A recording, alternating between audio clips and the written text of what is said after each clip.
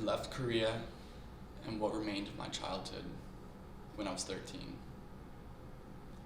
My parents had a complicated set of reasons for leaving their motherland, but one of the simpler reasons was so that my older sister and I could have a better life. We moved to LA, where we four crammed into a tiny one-bedroom apartment. As an undocumented child in poverty, I constantly felt powerless and suffocated. I cried most nights, and at that young age promised myself that I would control my own destiny.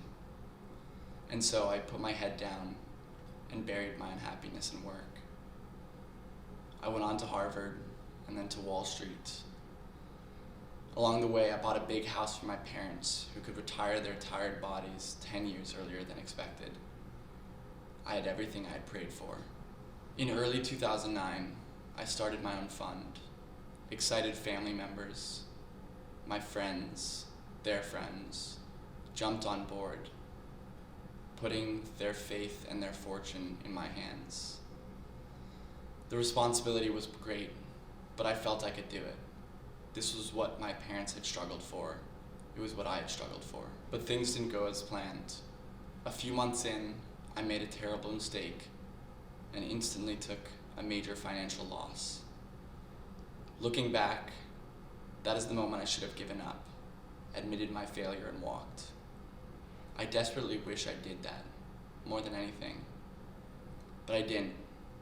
In that moment, I felt like I couldn't. I was responsible for these people, and I was going to make it back. And so I kept my mouth shut, and I doubled down. I spent the next few years desperately trying to claw my way out of the mess I'd created, lying to everyone I knew and loved along the way.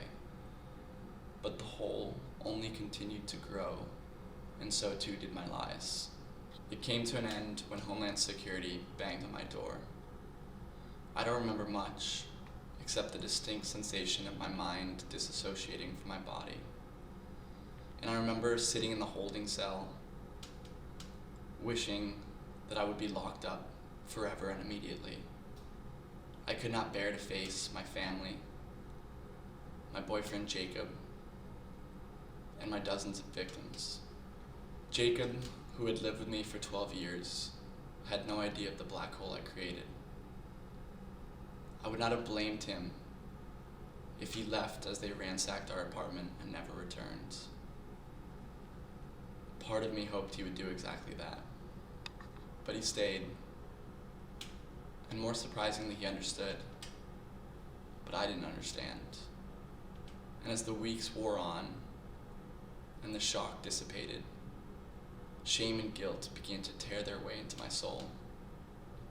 All I could see, all I could think about was the devastation I had caused and my total lack of capacity to do anything about it. I could not ever stop hating myself. I was responsible for every bad thing that would ever happen to these people. It was a burden I was too cowardly, too exhausted to bear. So I began to plot a way to leave this world in a way that would be the least traumatizing for Jacob. Life had other plans for me, however.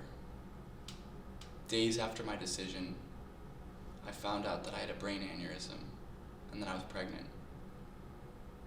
And so after long consideration, I chose life. Soon after giving birth to my son, I came here to Danbury Prison. A lot has changed since then. I have a 19-month-old toddler whose chubby, drooly megawatt smile and peals of laughter can light up the darkest of tunnels. I no longer yearn for death.